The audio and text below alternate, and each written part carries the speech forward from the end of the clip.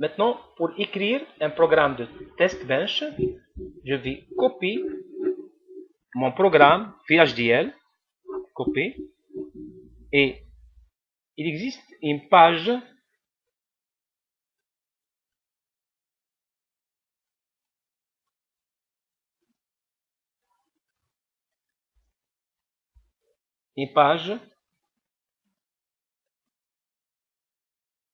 web de los.com, un site qui nous permet de créer le corps du programme TestBench. Alors, pour cela, il nous donne la possibilité de ce programme de coller notre programme sur cette fenêtre, paste, et en appuyant sur ce bouton Generate VHDL Test Bench, il va nous générer un programme Test Bench que je peux utiliser, tout simplement. Voilà. Il ne reste que changer les valeurs, tout simplement, des entrées. Alors, cette étape déjà, elle est déjà faite. Et j'ai écrit le programme TestBench, il est là. Voilà. Voilà. Ce programme TestBench, toujours, on déclare les mêmes bibliothèques. Entité mix 4 vers 1 TB, architecture, port, c'est-à-dire copier-coller le corps. Je déclare des signaux du même nom des entrées et sorties de mon multiplexeur. Et avec le mot process, begin, je commence à forcer pendant, par exemple, j'attends 20 secondes et je force 0, E1, E2, E3, ainsi de suite. Alors, si je veux simuler ce fichier, alors, avec RAN,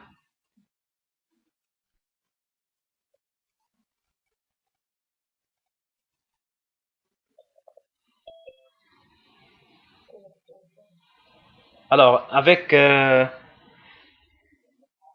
RAN, simulation, on trouve 5 méthodes de simulation.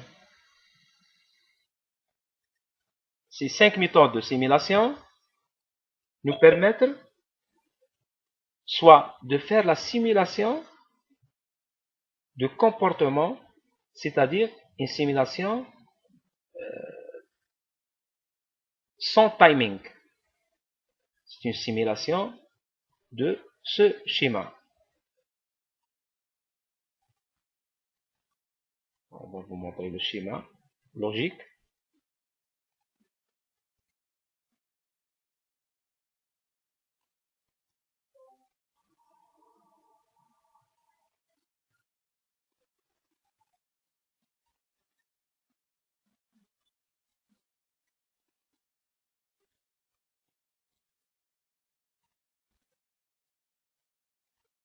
Voilà.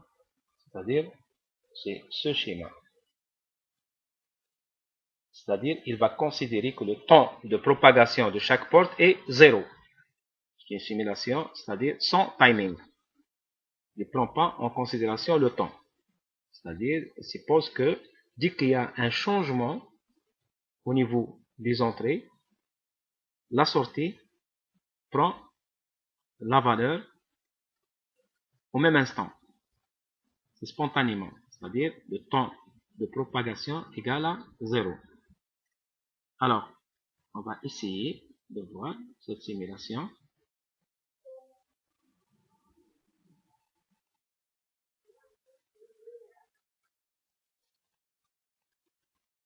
Voilà. Alors,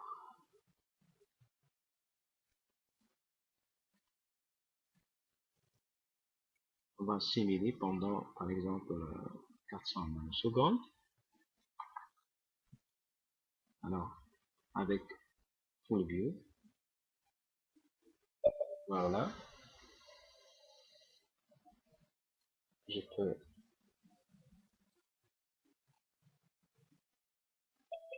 voilà,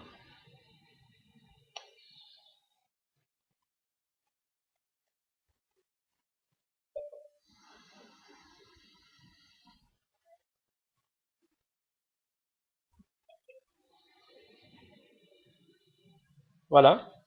Par exemple, pour voir est-ce que le changement de S, c'est au même instant de changement des entrées ou l'adresse.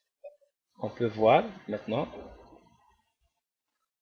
voilà, on peut ajouter ces éléments pour mesure du temps. Alors, comme vous voyez là, la sortie S, c'est au même instant de l'entrée au changement de l'entrée E0. La même chose aussi, c'est le même instant que du changement de l'entrée E0 ou l'adresse 0. La même chose, c'est-à-dire le temps de propagation est 0. Il est considéré 0. Bon, c'est une simulation, c'est-à-dire qui est loin du réel, puisqu'on sait bien que chaque port, chaque bloc possède un temps de propagation. D'accord?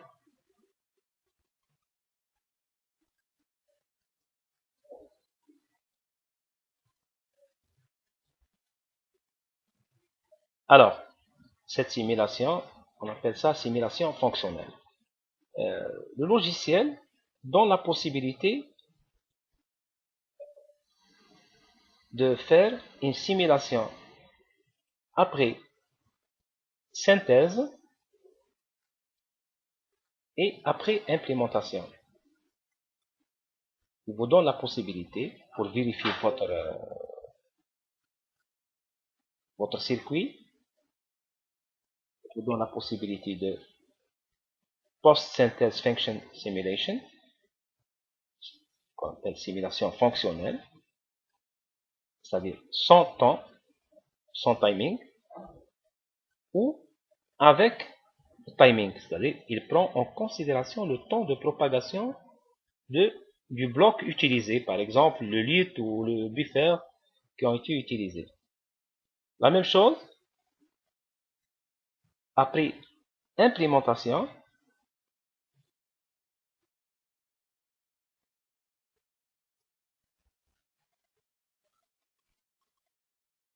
fonctionnelle, c'est-à-dire sans timing, et après implémentation avec timing.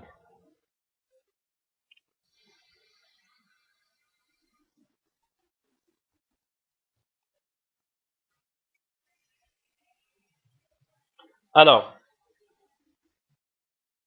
cette première simulation, c'est-à-dire c'est une simulation fonctionnelle, c'est-à-dire pour vérifier votre schéma RTL, tout simplement. Alors,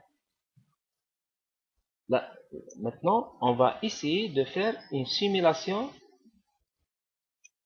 post-implémentation, c'est-à-dire après implémentation et avec timing.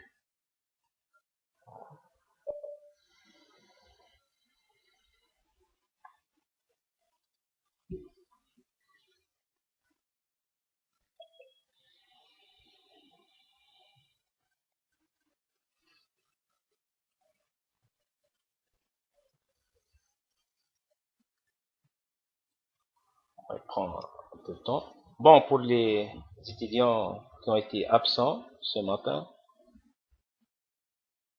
on va essayer de mettre ça sur YouTube, c'est-à-dire la première version du cours, la première partie du cours.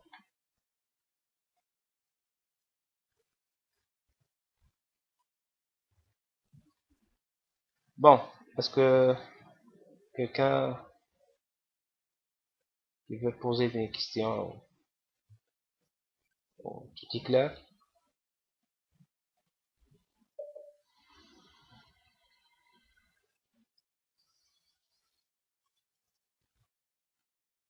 Voilà, c'est la simulation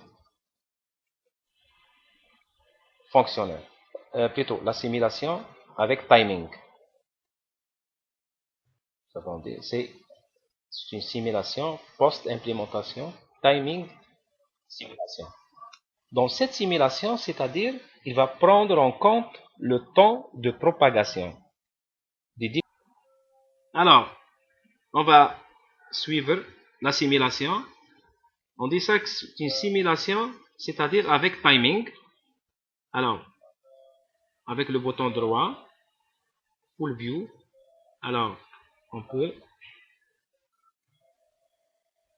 monter et voir.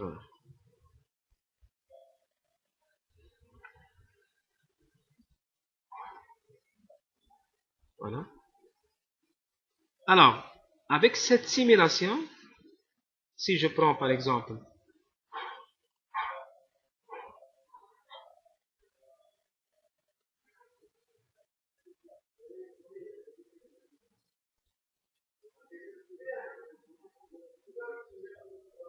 le changement, c'est-à-dire de sortie,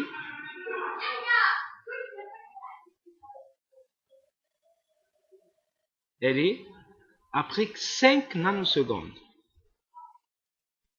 On voit bien là que l'entrée prend la valeur 1. Si l'adresse elle est 0, les adresses 0, 0, c'est-à-dire normalement la sortie S.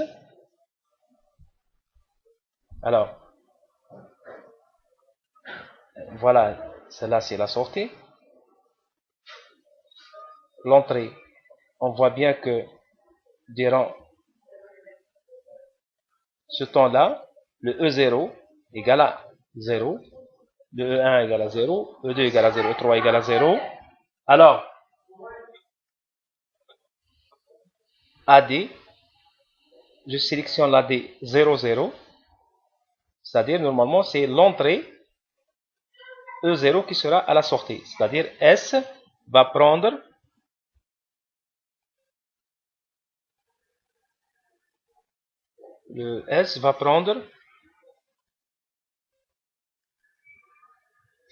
la valeur de E0. À cet instant, comme vous voyez là, à cet instant, le E0 passe à 1. Mais la sortie toujours garde la même valeur 0. C'est-à-dire la sortie passe à 1 après presque 5 nanosecondes. Est-ce que c'est clair ce point?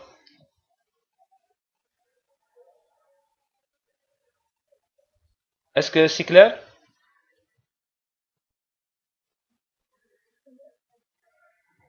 Il n'est pas clair? Alors, bon,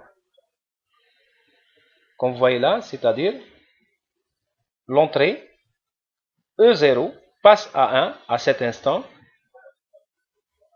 mais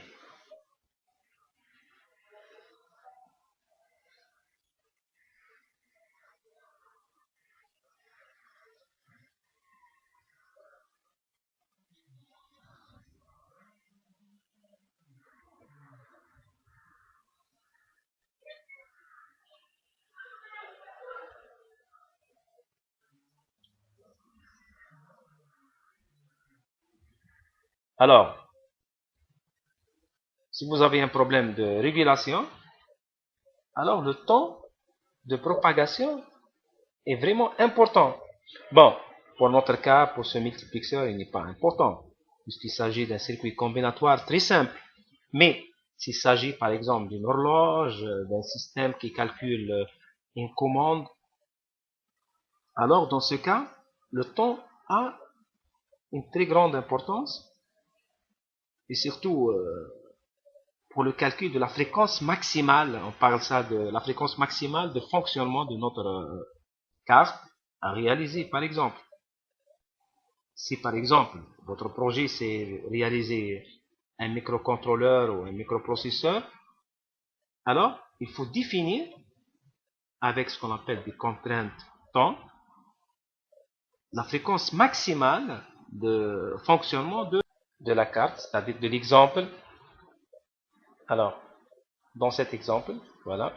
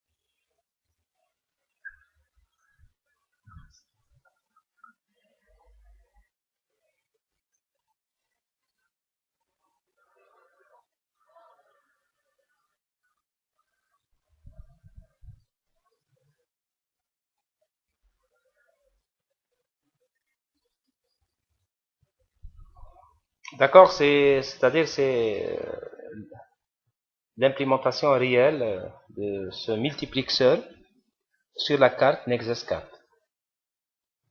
Un fonctionnement très simple, un multiplexeur, c'est-à-dire les entrées sont les microswitch et la sortie c'est la LED. L'affectation conditionnelle ou l'affectation sélective, c'est la même chose. C'est-à-dire, on va arriver au même circuit. D'accord? Alors, pour ce cours, voilà, nous avons fait, bon, celui-là c'est un exemple de multiplexeur 2 vers 1. Et l'exemple que nous avons réalisé aujourd'hui, c'est 4 vers 1, tout simplement. Bon, concernant l'architecture, c'est-à-dire la déclaration des bibliothèques et tout ça, je vais réserver toute une séance pour les bibliothèques, puisque beaucoup de choses à dire sur les bibliothèques.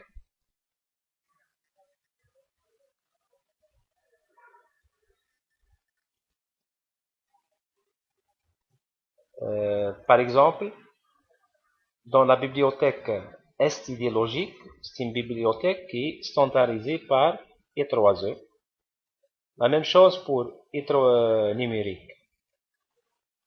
Par contre, c'est la bibliothèque arithmétique, elle est utilisée par plusieurs fabricants des circuits FPGA, mais elle n'est pas un standard de E3E. D'accord? Alors, on peut passer à un autre exemple. Bon, voilà l'exemple pour le fichier de contrainte. Nous avons montré ce matin qu'on peut soit saisir les textes, soit saisir, c'est-à-dire pour le choix des différentes pins avec le menu qui existe avec Vivado. Soit la saisie de texte, soit je dois choisir, c'est-à-dire parmi les pins. On sait bien que notre circuit possède 18 fois 18 pins. Alors, si vous avez des questions sur le cours,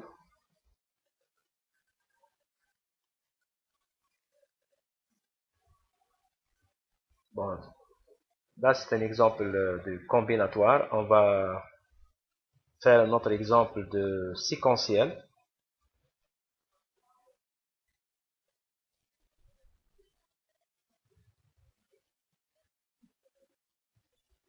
D'accord?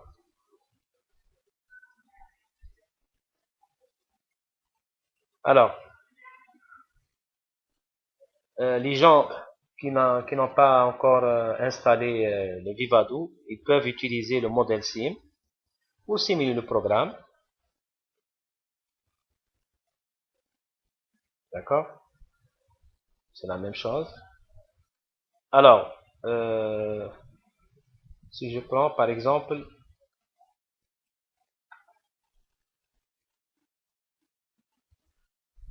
ce multiplexeur de 4 bits qui utilise 4 multiplexeurs de 1 bit. L'exemple déjà qu'on a déjà vu. Quel est le mode de programmation utilisé d'après vous? Comment on appelle ça? On utilise 4 additionnels pour réaliser un additionnel 4 bits. Comment on appelle ça? C'est la programmation. Quel est le mode de cette programmation? Tu peux me répondre? Je suis mis à la programmation.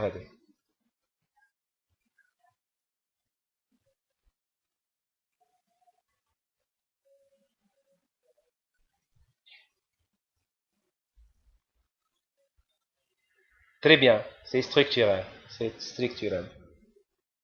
C'est d'essayer comment maîtriser la déclaration et l'affectation des signaux.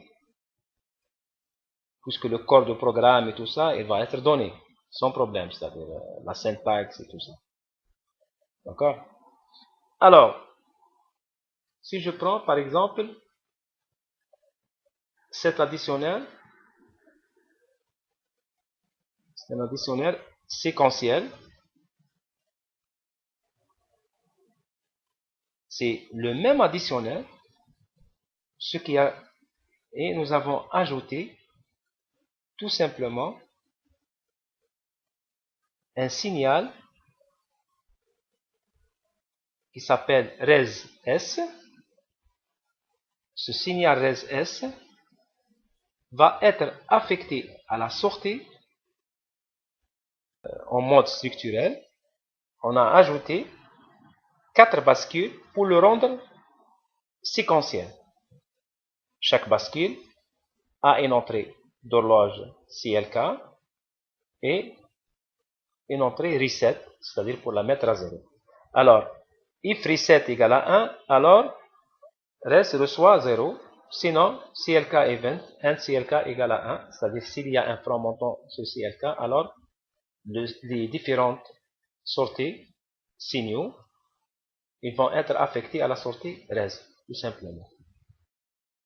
Alors, maintenant la question, le signal reset est-il synchrone ou asynchrone?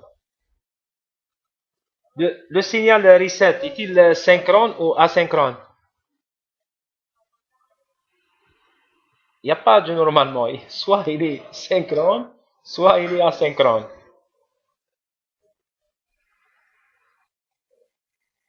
Alors, synchrone, asynchrone. Essayez de choisir. Il n'est pas synchrone. Bon, premièrement, la notion de synchrone, il faut bien comprendre la notion de synchrone, c'est qu'un signal, il est synchrone, c'est lorsque l'effet de ce signal aura lieu au front montant. يعني يكون عنده مفعول في le front montant تاع CLK. هنا, comme vous voyez, on a testé le signal reset avant le test du signal CLK. Alors, il n'est pas synchrone, mais il est asynchrone. C'est-à-dire, qu'est-ce qu'on veut dire par asynchrone? Veut dire quoi? C'est que si le reset égale à 1, le résultat égale à 0. À tout moment, c'est-à-dire, il ne va pas attendre le franc montant de l'horloge pour que le signal sera remis à 0. D'accord? Alors, si on veut changer, par exemple, le signal reset et le rendre synchrone, ce test, if reset égale à 1, then res égale à 0, on doit déplacer ça dans cette partie-là. C'est-à-dire, je dois changer, c'est-à-dire copier cette partie.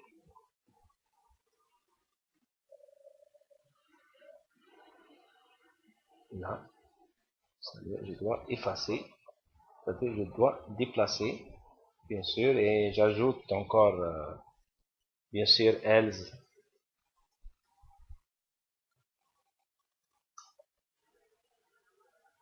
Alors, dans ce cas, le signal, il est, c'est-à-dire, le signal reset, il est synchrone.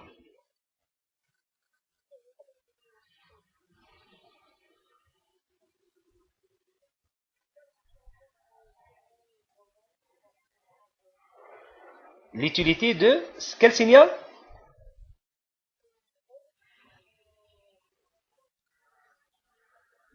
Bon. Dans la programmation structurelle, puisque, comme vous voyez là, le signal res, S, c'est un signal. Ce n'est pas la sortie de notre additionnaire. Toujours dans les programmes,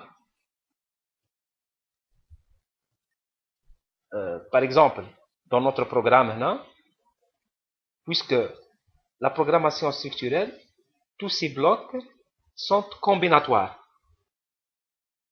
Les 4 blocs additionnels. Alors, la sortie, c'est une sortie. Ces 4 sorties c'est l'addition de 4 bits. Cette sortie, c'est pas la sortie réelle, puisqu'on veut la sortie synchrone. D'accord? On veut une sortie synchrone. Alors, cette sortie, elle doit être passée par un ensemble de bascules. D'accord? Alors, les vraies sorties de notre circuit, c'est cette sortie, res 0, res 1, res 2 et res 3. D'accord? Alors, on ajoute toujours un signal, puisque cette partie, elle ne fait partie ni entrée ni sortie. C'est une liaison entre les blocs, tout simplement. D'accord?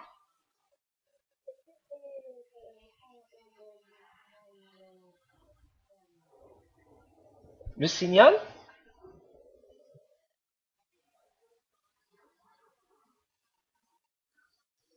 très bien.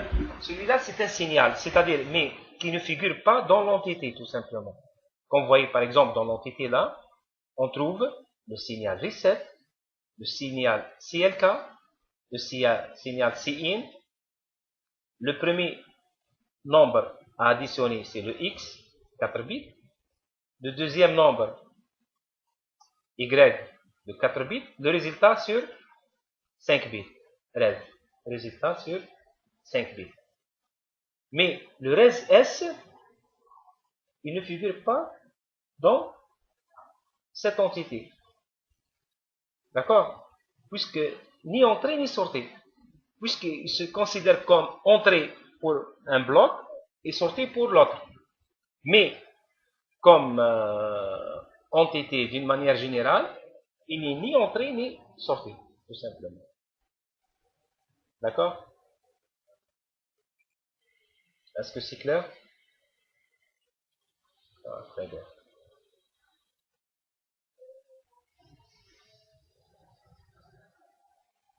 Désolé pour la connexion, parfois. D'accord? Alors, très bien.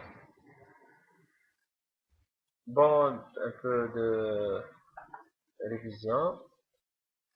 Voilà, c'est l'exemple que nous avons déjà vu au cours. Par exemple, une bascule des latch et une bascule des flip-flops. C'est-à-dire, par exemple, cette bascule, flip-flop, elle est sensible au front montant. D'accord? Elle change d'état à chaque front montant. Par contre, la bascule latch, elle est sensible au niveau. Si le CLK égale à 1. C'est le bascule.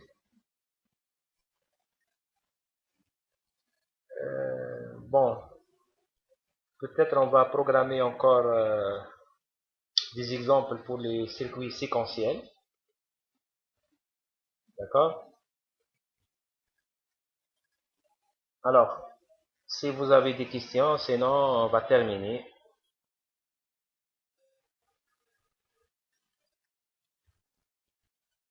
C'est bon? Vous-même, de rien. Alors, salam alaikum. Si vous avez des questions, oui, tfadal. Hein?